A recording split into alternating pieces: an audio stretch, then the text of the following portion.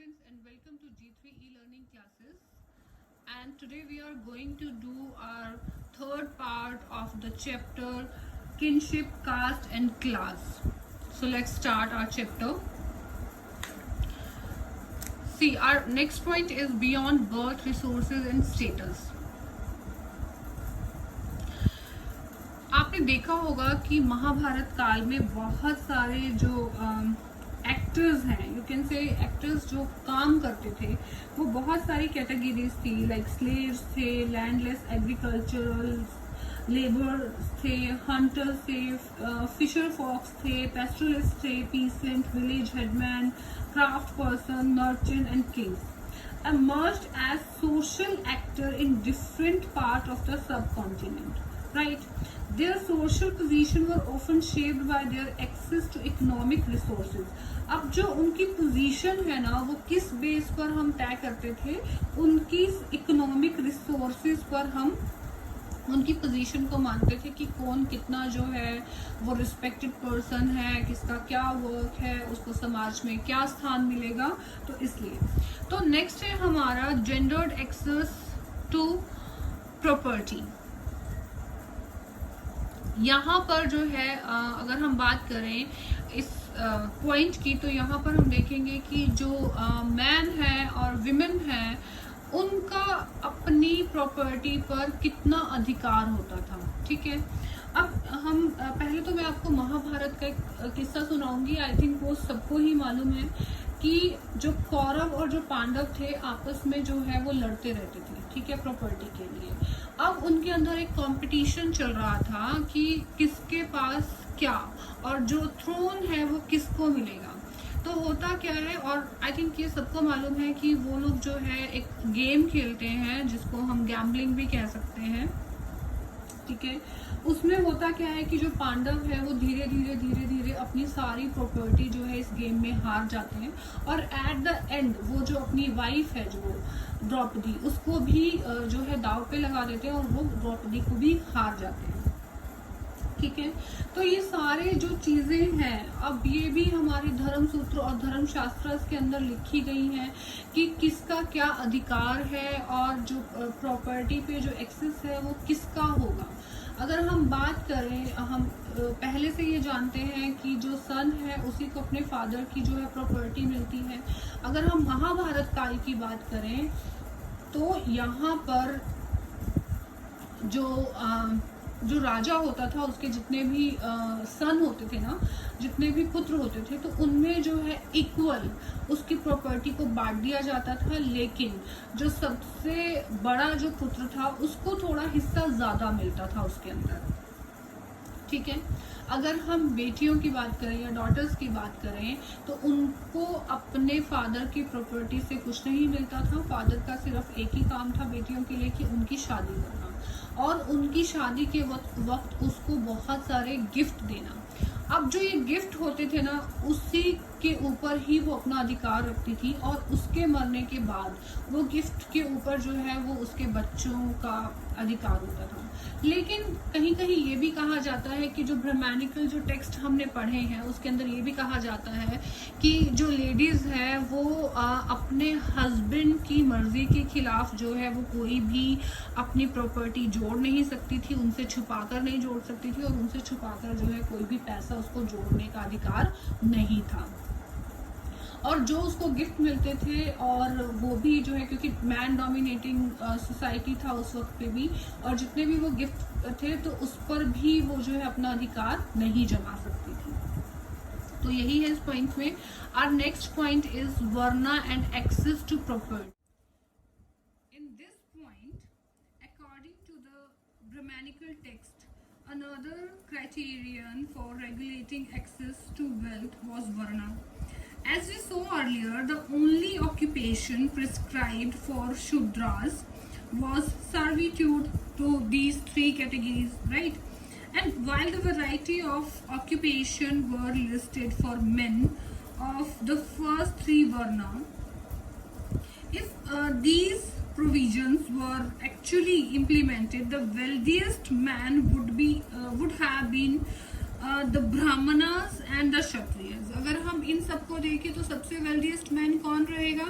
ब्राह्मणास रहेंगे या फिर क्षत्रियस रहेंगे। That this corresponded to some extent with social realities is evident from the descriptions of priests and kings in the other textual traditions. Kings were almost variably depicted as wealthy.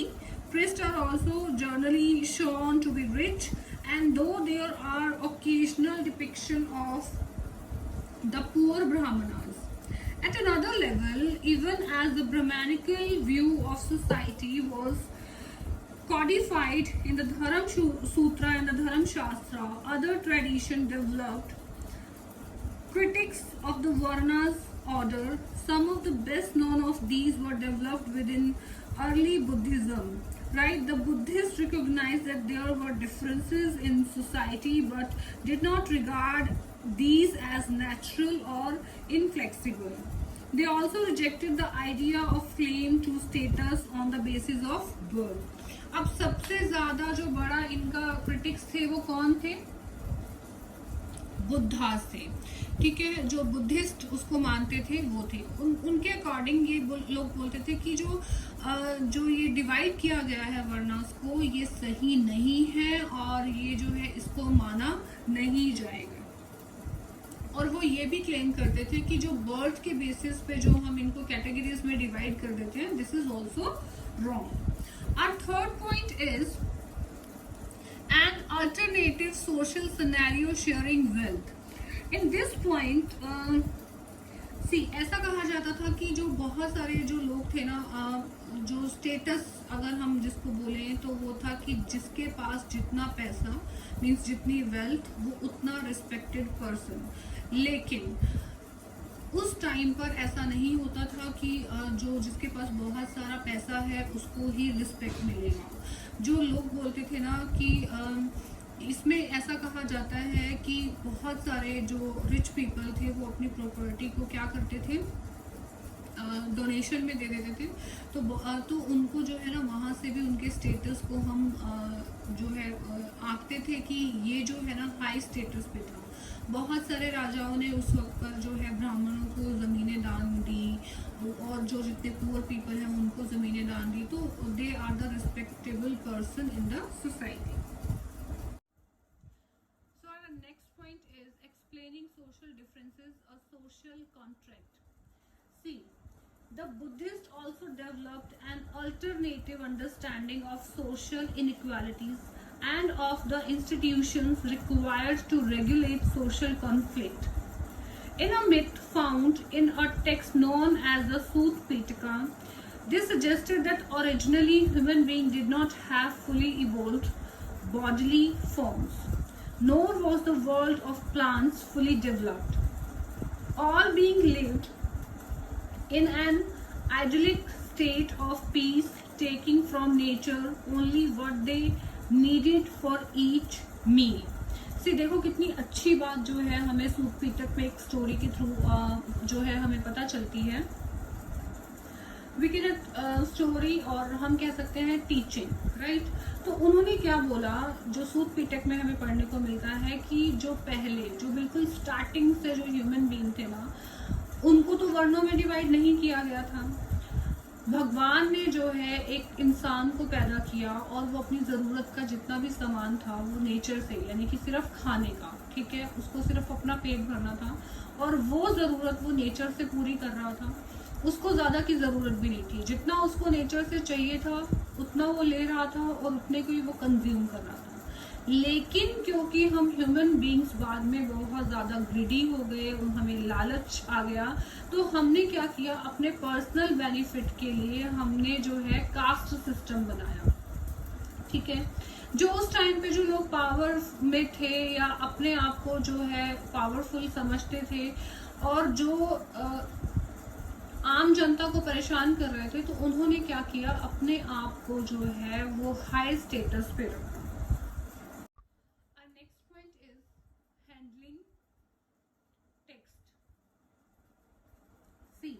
Historians consider several elements when they analyze text.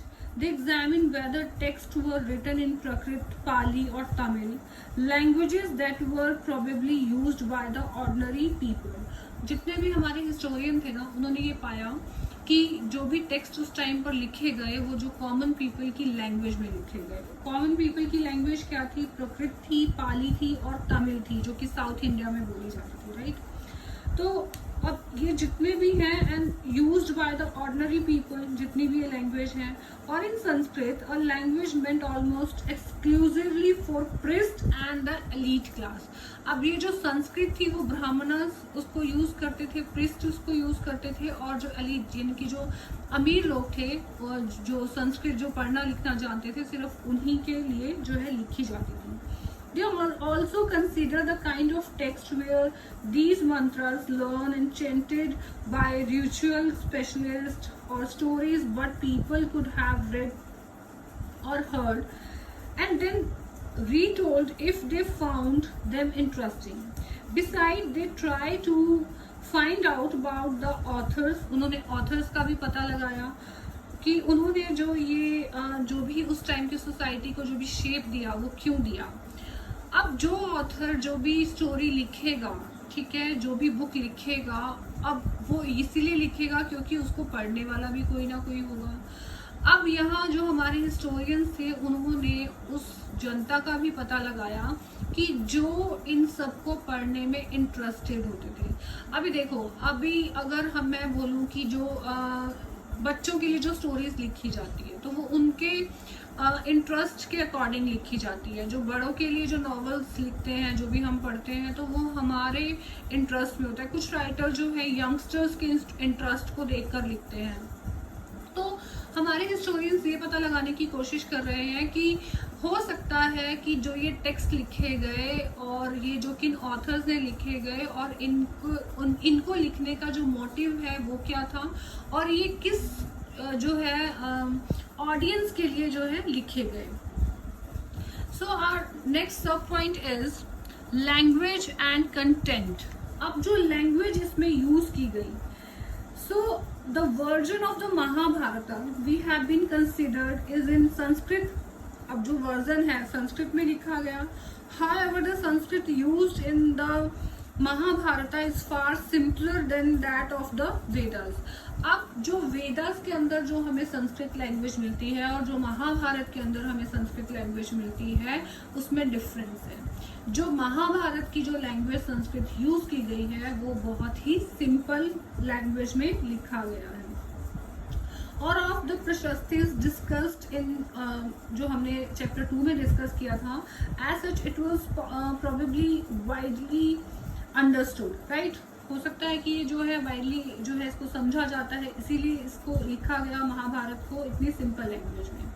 Historians usually classify the content of the present text under two broad heads section that contains stories. अब इसके अंदर भी ना जो हमारे historians थे उन्होंने इसको दो broad heads इसके बनाए.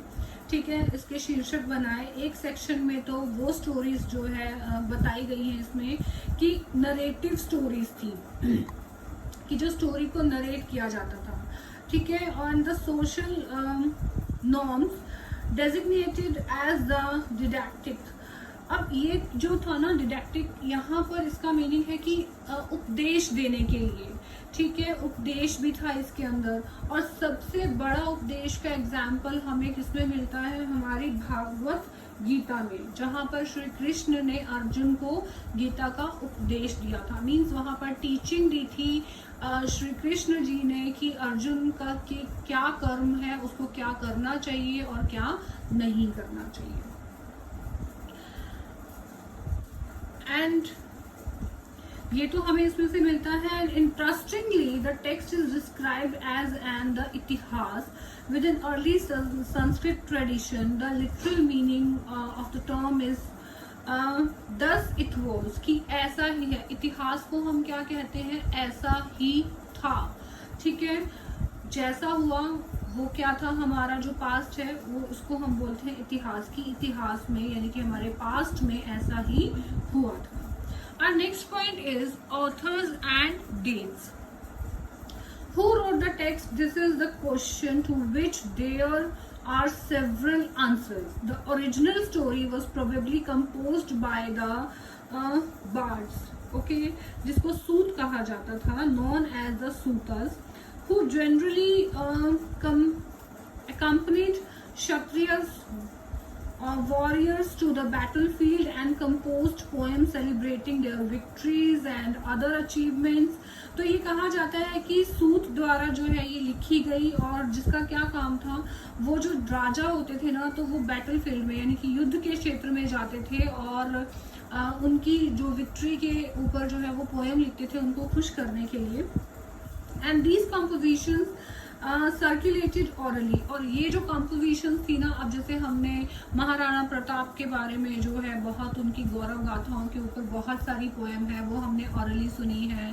और अभी जो है हमारे उसमें करिकुलम में भी ये जो है मुझे याद है कि मैंने बचपन में जो है महाराणा प्रताप के ऊपर जो पोएम है वो मेरे करिकुलम में था, तो वो हमने पढ़ी है. और ऑरली भी बहुत सारे उस टाइम पे हुआ करते थे कि जो कुछ राजा कुछ लोगों को नियुक्त करते थे जो जगह जगह जाकर जो है इनकी जो गौरव गाथाएं हैं और जो इनकी प्रेज में ना ये सब पोएम्स जो है लोगों को सुनाते थे उनकी क्योंकि उस टाइम पे कोई अदर कम्युनिकेशन सिस्टम तो होता नहीं था कि टेलीविज़न है हम उस पर देख लेंगे या फिर रेडियो है, नहीं.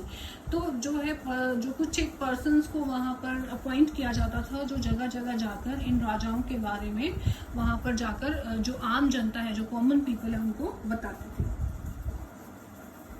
And this was the time when chiefdoms such as those of the Kurus and the Pandavas and the Panchalas, around whom the story of the epic revolves, were gradually becoming kingdoms. Did the new king want their इतिहास to be recorded and preserved more systematically? यहाँ पर एक question arise होता है कि क्या जो नए किंग्स थे, क्या वो अपने जो अचीवमेंट्स थे उसके सिस्टमैटिकली उनके रिकॉर्ड्स रखना चाहते थे. We notice another phase in the composition of the text between 200 BC to 200 CE. This was the period when the worship of Vishnu was growing in importance and Krishna. One of the important figure of the epic was coming to be identified with the Vishnu. देखो अब हमें ये कैसे पता चलता है कि उस टाइम पर कि महाभारत के टाइम पर विष्णु को जो है वो पूजा जाता था और कृष्णा को पूजा जाता था. इट्स अ ऑब्वियस थिंग कि महाभारत में जो कृष्ण है उनको उस स्टोरीज में उनको क्या दर्शाया गया है कि ये विष्णु के अवतार हैं जो कि धरती पर पाप को खत्म करने के लिए आए हैं. ठीक है, तो इस बात से हमें क्या पता चलता है कि उस वक्त में जो है जो भगवान पूजे जाते थे वो विष्णु पूजे जाते थे और उनके अवतारों को माना जाता था. Our next point is the search for convergence. See, in this point, अब यहाँ पर है सादृश्यता की खोज कि क्या जो हमने महाभारत स्टोरी पढ़ी क्या वो सच में ऐसा कुछ जो है हमारे हिस्ट्री में एग्जिस्ट करता था. तो अब क्योंकि महाभारत जो ये महाकाव्य लिखा गया इसमें जो भी है वॉर है, फॉरेस्ट है और जो कि महल के बारे में जो वर्णन मिलता है, बस्तियों के बारे में जो वर्णन मिलता है, ये बहुत ही लाइव जो इसका डिपिक्शन है वो हमें महाभारत में देखने को मिलता है. इन 1951 to 52 एक हमारे हिस्टोरियन रहे हैं और आर्कियोलॉजिस्ट रहे हैं मिस्टर बीबी लाल जो कि मेरठ के रहने वाले हैं. और इन्होंने ना हस्तिनापुर में एक गांव का वहाँ पर जो है खुदाई की हम कह सकते हैं. तो वहाँ से इनको जो इससे रिलेटेड जो है ना बहुत सारी जो चीज़ें हैं वो मिली जो कि बताती हैं कि हाँ ये जो महाभारत जो महाकाव्य है ये इसमें कितनी सच्चाई है कितनी सच्चाई नहीं है. अब जो बीबी लाल थे ना उन्होंने वहाँ पर जो रहने वाली पॉपुलेशन थी उनको 5 उसमें स्तरों में जो है उसको बांटा है जिसमें कि जो से दूसरा और जो तीसरा जो स्तर है उसका जो विश्लेषण है ना वो बहुत ही इम्पोर्टेंट है. दूसरे स्तर पर जो मिलने वाले वहाँ पर जो घर जो उन्होंने खुदाई की तो उनके बारे में जो लाल है वो कहते हैं कि जिस सीमित क्षेत्र का जो खुदाई की गई वहाँ से हुआ और वहाँ पर जो घर मिलते हैं वहाँ पर कोई परियोजना तो नहीं मिलती, लेकिन जो मिट्टी की बनी दीवारें हैं, कच्ची मिट्टी की ईंटें हैं, वो मिलती हैं। और जो वहाँ की जो छत है वो सरकंडे आपको पता होगा ना, उससे मिला है। और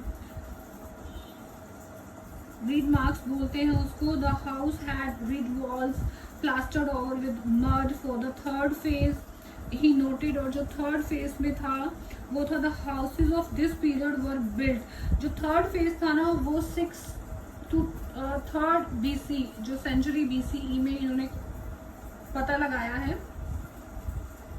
तो ये बोलते हैं कि वो मड ब्रिक्स थी वहाँ पर यूज़ की जाती थी। और मड ब्रिक्स के साथ साथ जो है वो बर्न्ट ब्रिक्स भी, यानी कि जो पक्की ईंटें थी वो भी वहाँ पर मिलती हैं।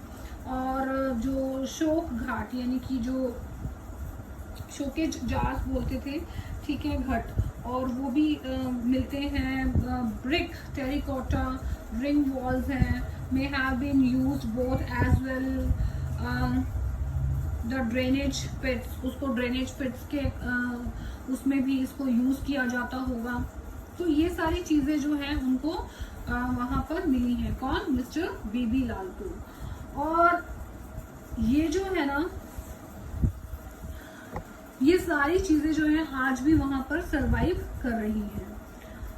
One of the most challenging episode in the Mahabharata is Draupadi's marriage with the Pandavas and instance of the polyandry। मैंने आपको पहले भी बताया था कि एक से ज़्यादा हस्बैंड जिसके होते हैं तो वो मैरिज जो है polyandry कहलाती है। and that is the central to the narrative। if we examine the section of the epic that describes this event, and it is the event that the authors attempted to explain it in a variety of ways. ठीक है, द्रौपदी की story आपको सबको मालूम है, मुझे नहीं लगता बताने की ज़रूरत है कि जब अर्जुन का विवाह द्रौपदी से हुआ तब वो उनको लेकर जो है घर आते हैं। और जब वो, क्योंकि उस टाइम पर जो है ना वो छिपा कर रह रहे होते हैं, उनको क्योंकि सज़ा मिली होती है, तो वनवास मिला होता है। तो अब वो ये पांडव क्या कर रहे थे उस टाइम पे, जो अपना गुजारा है वो आर्म्स के थ्रू जो है वो कर रहे थे, भिक्षा मांग कर रहे थे। तो जब वो शाम को घर आते हैं तो अपनी मदर को वो घर के बाहर से ही आवाज़ लगाना स्टार्ट करते हैं कि हम आपके लिए कुछ लाए हैं। तो अब क्योंकि उनकी मदर बिना देखे और बिना सोचे समझे उनको क्या कहती है कि 5 भाइयों में बांट लो। तो अब क्योंकि उस वक्त पर जो मदर की बात है वो बहुत ही हाईली रिस्पेक्टेड जो स्टेटस होता था वो मदर का, तो ऐसे ये स्टोरी जो है वो बताई गई है महाभारत में कि इस तरीके से फिर जो द्रौपदी है उसका जो विवाह है 5 पांडवों से किया गया। तो दिस इज द स्टोरी, यही है उसके अंदर पॉइंट के अंदर। एंड द डायनेमिक टेक्स्ट, अब ये जो है dynamic text, this is the last point of our chapter. See, the growth of the Mahabharata did not stop with the Sanskrit version। अब ये कहा जाता है कि जो महाभारत की ग्रोथ है वो उसके संस्कृत वर्जन के साथ ही जो है ख़त्म नहीं होती। Over the centuries, versions of the epic were written in a variety of languages through an ongoing process of dialogues between people, communities, and those who wrote the text. Several stories that originated in specific regions or circulated amongst certain people found their way into the epic. At the same time, the central story of the epic was often retold in different ways, and episodes were depicted in sculptures, that painting. They also proved themes for the wide range of performing arts, plays, dance, and other kind of narrations. ठीक है, कि ये जो epic है ये बहुत ही help करता है जो है प्लेस, नाटक लिखने में, डांस में, और जो अदर नरेशंस है, जो अदर स्टोरीज हैं उनको भी लिखने में बहुत ज़्यादा जो है हेल्प करता है। So this is all about our chapter. Thank you so much.